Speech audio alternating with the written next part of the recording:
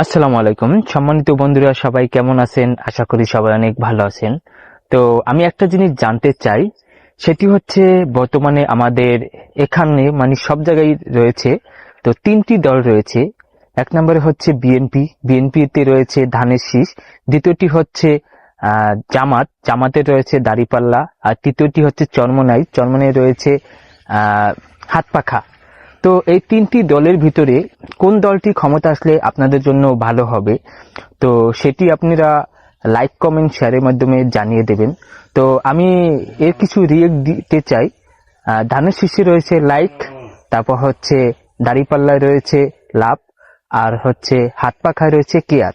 তো এই তিনটি রিয়েক্টের মাধ্যমে আপনারা জানিয়ে দিতে পারেন এবং কমেন্ট করতে পারেন কোন দলটি ক্ষমতা আসলে আপনাদের জন্য ভালো হয়।